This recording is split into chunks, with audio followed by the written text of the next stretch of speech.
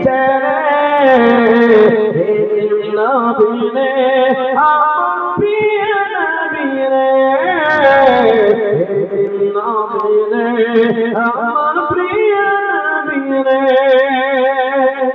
সুবহানাল্লাহ ওয়াল্লাহি ওয়াজারে ভাসিল জগৎ ভাসিল দয়ার নবী এসে সাথে নূর কামিলা হে দয়ার নবী এসে সাথে নূর কামিলা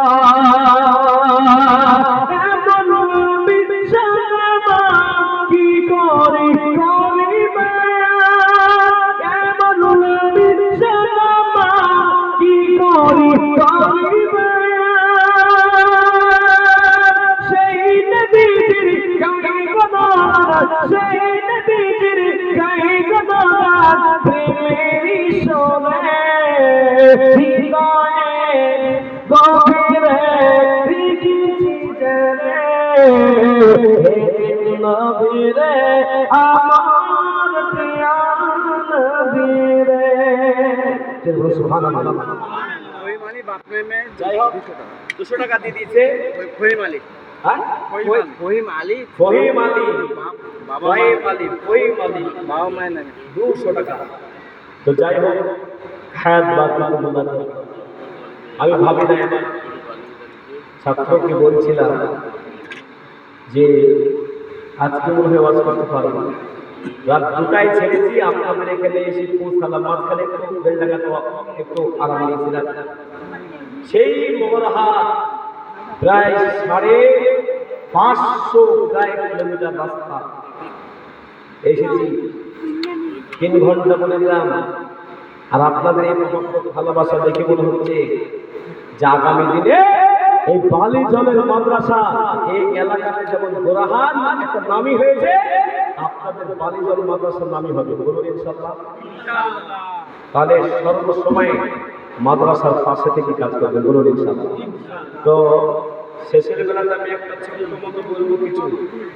এই বলার আগে আমি 10 জনের কাছে 100 টাকা করে চাইবো। বলবেন পারবেন 100 টাকা করে যদি পকেট থেকে বের করে হঠাৎ করে বলবেন যে 100 টাকা দিব, এই হাতে তো অনেকজন মুস্তাফা করে।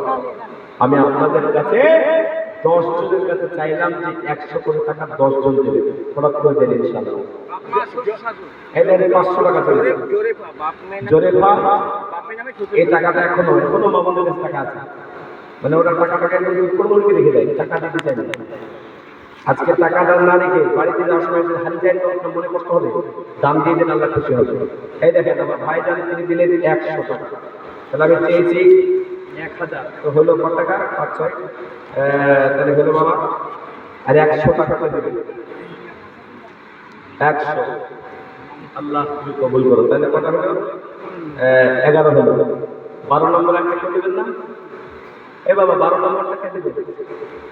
12 100 কোটি টাকা দিতে এত কষ্ট, মুসাফা করে না করে পানি এখানে মুসাফা শিখতে হবে না, কি বলতে হয়?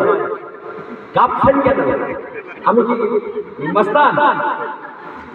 মানুষ আমাদের কাছে দোয়া দিবে জানেন কত লোক আসে, আমি তো সময় দিতে পারি না, আমি তো আপনার কাছে ধরে দিই। বলুন ইয়াগফিরুল্লাহু লানা ওয়া লাকুম, ইয়াগফিরুল্লাহু লানা ওয়া লাকুম। আজকে বিয়ে পড়াতে গিয়েও মানুষকে শেখাতে হয়, বলো লা ইলাহা ইল্লাল্লাহ, যত বলছি লা ইলাহা ইল্লাল্লাহ বলছে লা ইলাহা ইল্লাল্লাহ, মানে লা ইলাহা মানে বলে লা ইলাহা হয়ে গেছে। লা ইলাহা মানে আল্লাহ নাই, আল্লাহ ইলাহা ইল্লাল্লাহ মানে আল্লাহ ছাড়া কোনো মাবুদ নেই।